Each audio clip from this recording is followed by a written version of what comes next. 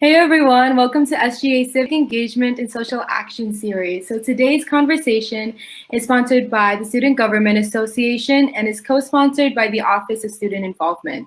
It's designed for students to learn about how they can get engaged in important issues that affect the world around them. The views in today's conversation are the opinions of the panelists only and do not reflect the university. As part of the series, we're encouraging students to register to vote.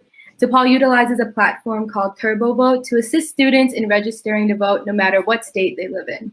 You can get registered by visiting depaul.turbovote.org. In addition to getting registered, you can sign up to receive updates and reminders regarding deadlines for all elections in your area. With that, please join me in welcoming today's guest, Ed Yohnka. Thank you, Alyssa. It's great to be here. Thanks for joining us. We're really excited to have you.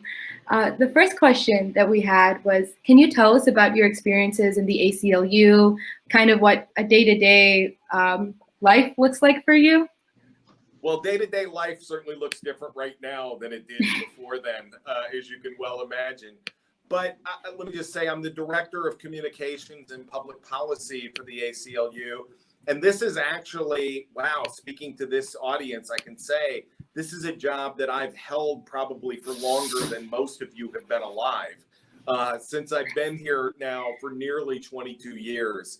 But, you know, day to day, there's really two different roles that I play within the organization, which is number one, you know, being kind of the liaison with the media for the organization, speaking out about our policies, our positions, and our activities, coordinating with my colleagues when they're the people out speaking, which is more often than me being the person that does it now. And then finally, you know, really helping to kind of shape messages around the activities and the work that we're doing for us to be able to share that with the outside world. You know, when you work on civil liberties and social justice issues, you know, part of it is trying to take what are often incredibly complex kinds of issues and convey them to a broader public in a way that really lands with them, that motivates people, that moves people, and that touches on their own values. So, you know, a lot of the work we do is around structuring messages and ideas so that people can understand what we're doing and why we're doing the work, why it makes a difference in their lives as well.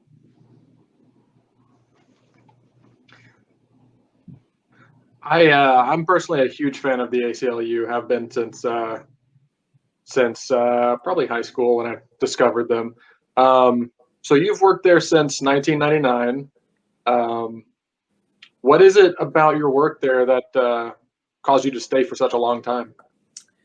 I think honestly, for me personally, I think it is that no 2 days are ever the same, which you know, kind of harkens back to the first question, that literally there's a new issue and a new idea and a new concept that you're dealing with every day. The second thing is I really get to work with some incredible people. Here's something I can say because my colleagues aren't on this call. I'm the dumbest guy in the room, in any room that I'm in with the ACLU. And I get to work with some really remarkable, smart, thoughtful people and learn from them along the way. You know, after all these years, I feel like I learn something new every day. And then finally, you know, it is a reality that along the way of doing this work, you know, I've been able to be present and be part of some really incredible activities. You know, from being present in courtrooms when we, you know, won major victories, or here in the office when we heard about those victories in court, to being in Springfield when the death penalty was ended in Illinois, or when the freedom to marry for all couples in Illinois was approved by the legislature, to be in the room when bills like that are signed, and to know that you play some, you know, small role in that work and that activity is really incredibly inspiring. And it's the kind of thing that, while the hours can be long and the days can be difficult, will really keep you going.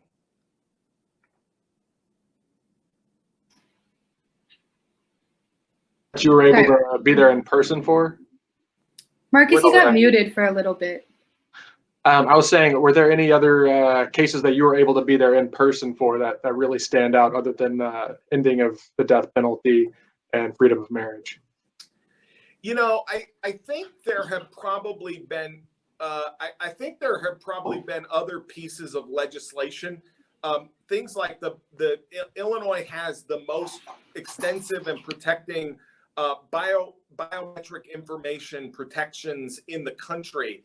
And I remember being present when that was passed, and really, you know, I think at the time realizing that a lot of people didn't quite understand how important that was. So, you know, a lot of those things, you know, that was one of those things that was really great to be a part of. You know, I think along the way, you know, we've seen different efforts at criminal justice reform. There was a police reform effort that took place 5 years ago. Now we're gearing up to hopefully do another major piece of police reform in the wake of the George Floyd killing. You know, as early as November during the veto session. You know, being in court to see cases argued about the rights of students who are transgender to use restrooms and locker rooms that align with their gender identity. You know, I think there's been a whole issues around incarceration and mass incarceration. You know, there've just been any host of issues over the years that you know, it's been really incredible and amazing. You know, to have been part of. So I think all of those things again are the things that sort of create a momentum where you as I often say to my younger colleagues, you know, who in the first couple months, you know, in meeting with them, you'll blink an eye and it'll be 5 years, because the world, you know, things just move that quickly, and you get a chance to do all this work. I think I can speak for Alyssa and Ari when I say stuff like transgender rights, gender equality, and restroom really personal for us in SGA. Limited power that we have. That's been one of the things we've really focused on here at DePaul. Ari, you had a question? Yes, of course. Okay. So I was wondering, I know the ACLU does a great job at just like you said, like targeting those like just systemic issues, and I think we see that a lot right now.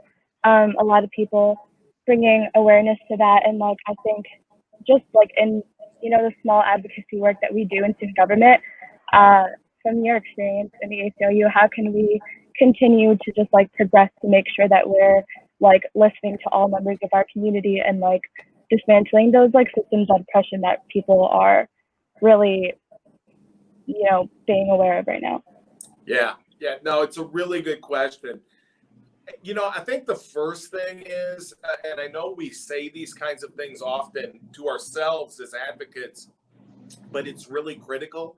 The first thing is to being open to dialogue, to literally, recognizing that you are open to listening to others and what they need and when they need it, and incorporating that into the work that you're doing. The second thing that I would say is to recognize, and this is a lesson, that frankly comes oftentimes with age and experience, unfortunately, but sometimes incremental change is still good. That sometimes we can, we have to take the bite of the apple that we can get that moves us to something else. And I think that persistence in that, and recognizing that you are doing that for a purpose, that you're engaged in the work, you're engaged in trying to reach an ultimate goal, but you may be doing it in steps along the way, is the other piece.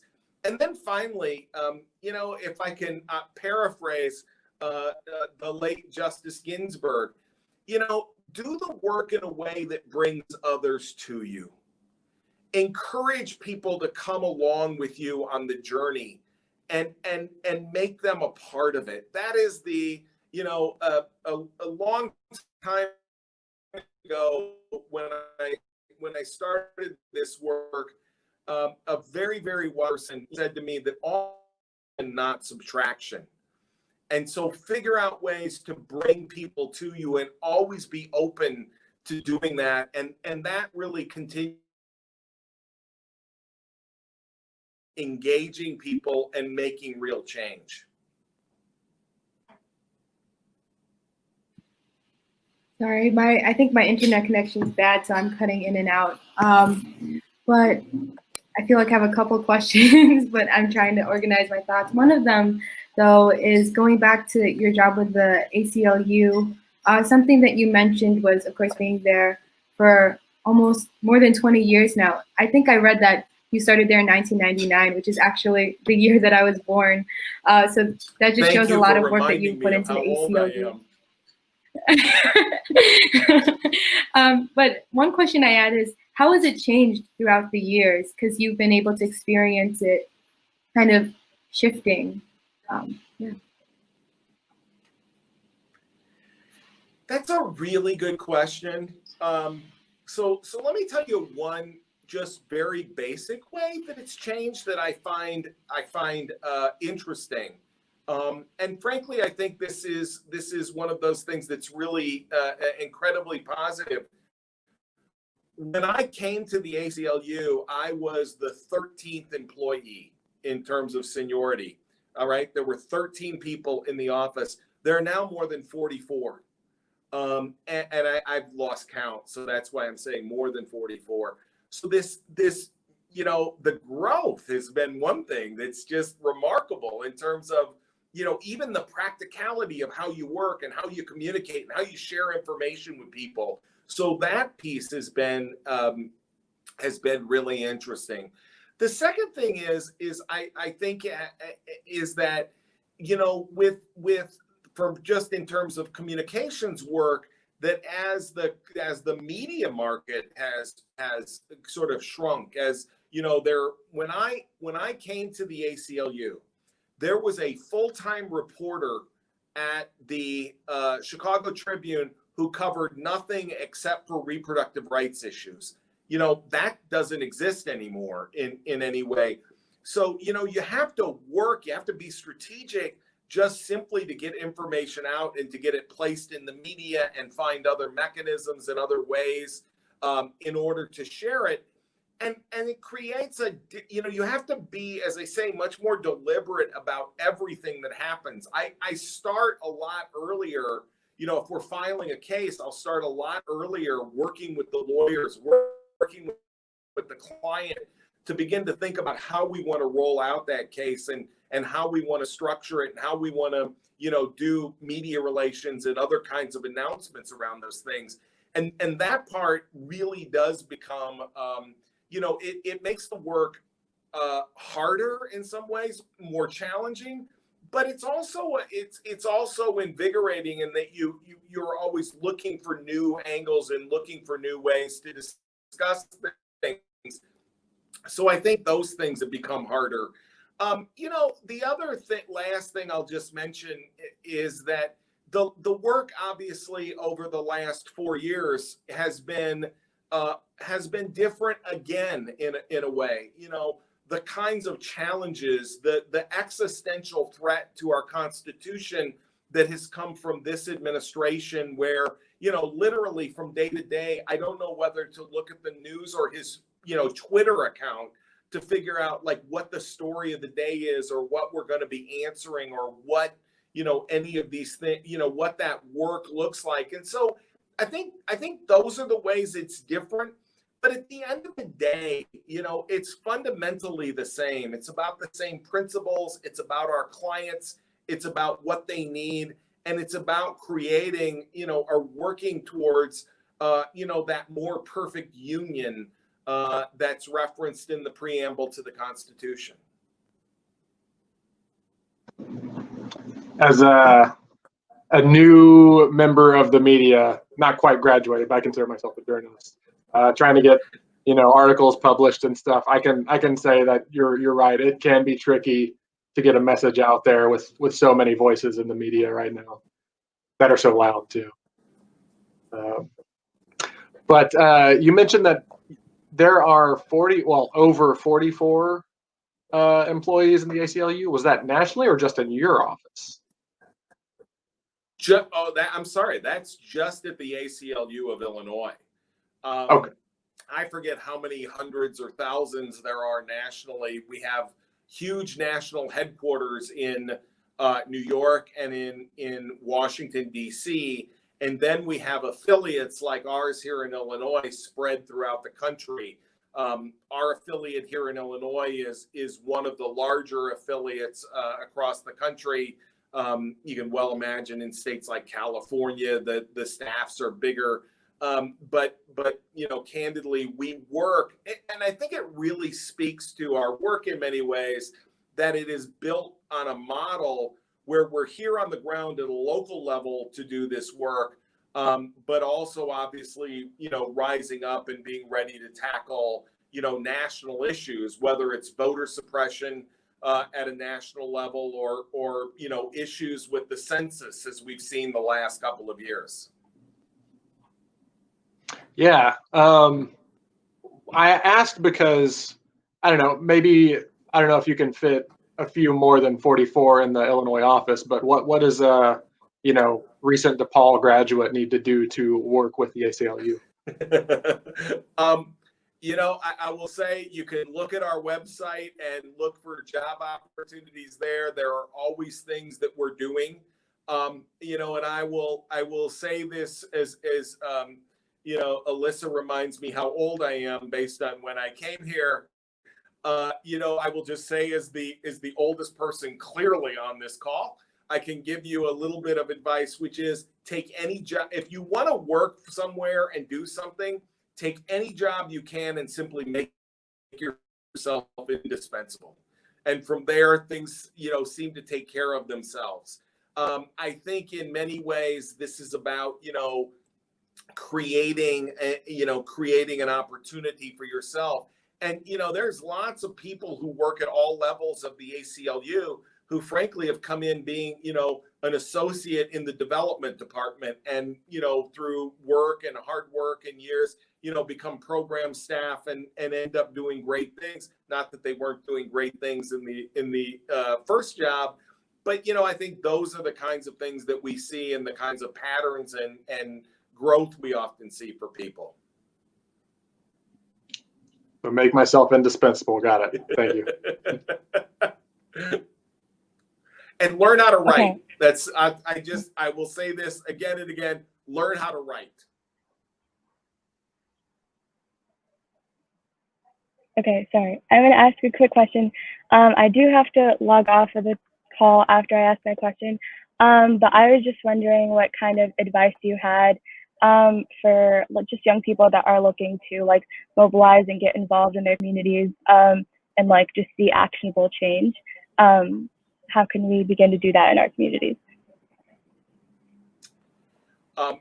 Ari, that's a really great question. And I will just say again, I'm jealous of the fact you're outside and we're all inside. I think the biggest piece of that is to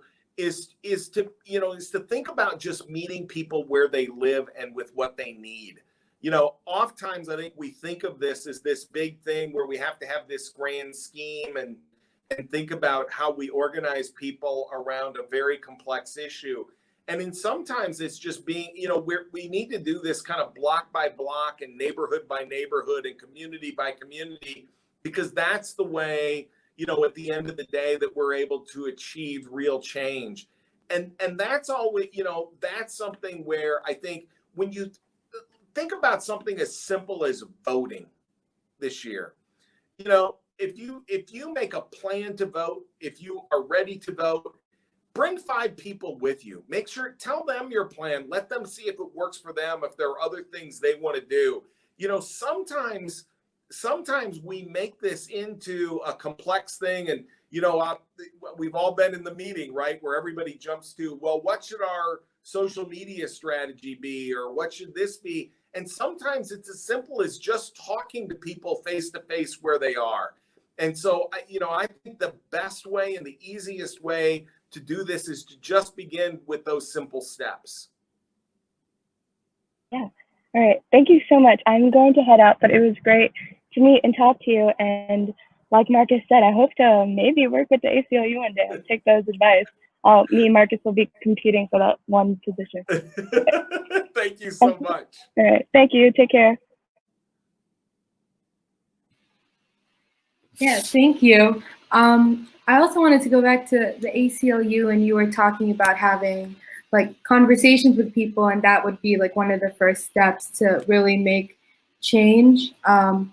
So I'm curious, I'm pretty sure in the ACLU, not everyone thinks alike, right? Everyone has different opinions on everything. So in terms of moving forward and having, how do those conversations look like? Because I know that usually when I have conversations with my peers, not gonna lie, sometimes it gets ugly. Sometimes like, especially when people are really like fueled by emotion, sometimes it gets into like screaming matches, and I'm still also learning how to like control myself and enter conversations with wisdom and, you know, understanding for the other side. So in your opinion, how do you go about those conversations? I will confess to you this, Alyssa. I'm probably much better at it now than I was at your age, right? So I do think there's a little bit, age does something. If nothing else, it helps where that's concerned.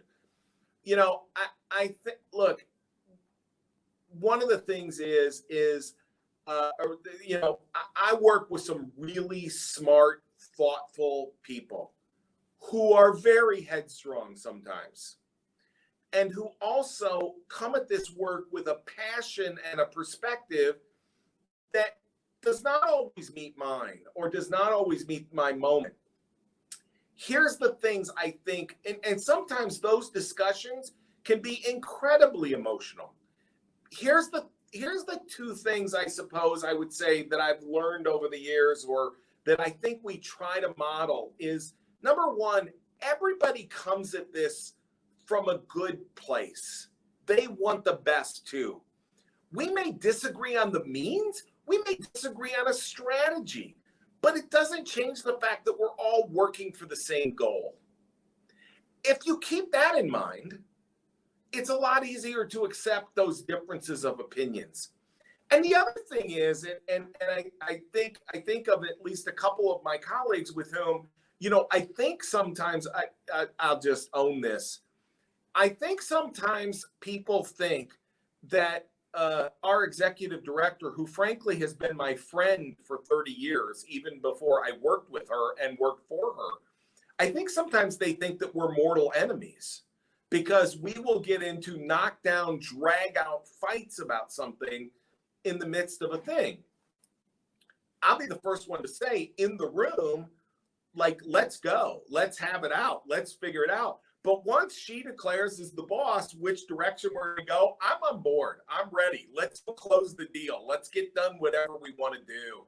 And I think having that sense of being very passionate about what you think in terms of a strategy or a perspective or a goal, but then understanding that once you've set an organizational agenda, you got to be all in. You really have to be supportive and be ready to do that. You know, we just had a conversation internally talking about some of these issues, and we were talking about the difference between debate, discussion, and dialogue. And I said it was funny to hear some of my colleagues talk about being raised in homes where dialogue was really the center, like they were the children of therapists and things like that. I had a hard-headed mother and father. I swear to God, I grew up in a house of debate. And like like that does not make me uncomfortable at all to say I disagree and here we go. But it's coming to some understanding of, you know, where you get to, and appreciating that people are doing it for a good purpose. And then I think those things are just healthy along the way. But, you know, and it can never be personal. Like, somebody doesn't disagree with me because they don't like me.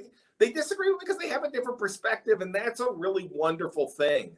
And it's important, I think, also, I'll just say, I think it's important to keep people around you in your life who are willing to tell you you're wrong. Like, I don't want to point to anybody in particular who just has sycophants around him who tell him he's always right. but that may explain the mess we're in as a country. Literally, it's important to have people who say, oh, golly, I think you really didn't do that the right way. And you be able to absorb that and accept it and grow from there. I think that's always an important thing to be able to do. Thank you. I think that's really wonderful advice. The hard thing is also just like putting your pride at the door and acknowledging when you're wrong. So we are actually almost running out of time. So Marcus, did you have any last questions? Sure. So I think overcoming a difference of opinion is an obstacle that most of us can relate to, even though looking back, you can see that as a good thing, iron sharpening iron, that kind of thing. Are there any obstacles that you've encountered on your journey since your college time that you didn't expect? And if so, how did you overcome those?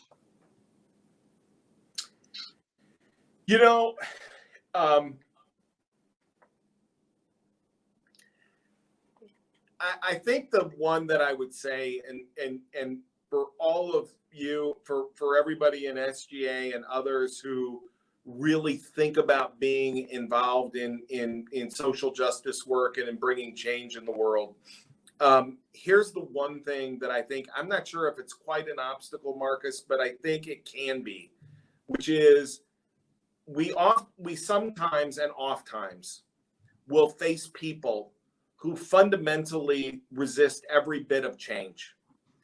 And they will use tactics and strategies which candidly can be described, I think, by me as an advocate as evil. I mean, simply misstating the truth. Just reckless disregard for really something that you're trying to change and trying to do. There is a temptation, I will tell you, in those moments to give in and become just like that, and respond in kind, and to become that person and drive out in just that way. That never works. That don't become the thing you're fighting against. And it's hard because you see things that you don't like and that you really want to be harsh about, that you really want to push back against, and that you really manifestly just want to lash out at. Don't give in to that, because at the end of the day, if you stay consistent to who you are, if you incorporate those values in all of your work, the truth is you'll be more successful. And again, that's a really hard thing to do. And again, I'm probably better at it at this age than I was at your age. But I think that's one lesson and one thing that I probably didn't expect when I was younger or earlier in my career, that I really do recognize for what it is now. Thank you for that answer. Honestly, to a better question than the one I actually asked. That's excellent advice. I was wanting to get into that a little bit, but I didn't think we would have enough time. So thank you, Mr. Yohnka. Thank you for joining us. And Alyssa's computer froze, so I'll take us out. I appreciate you, Mr. Yohnka, and everyone who's watching. SGA meets weekly on Thursdays at 6 p.m. Central Time. You can follow us on social media and join us next Tuesday. And remember to vote. Vote, vote, vote.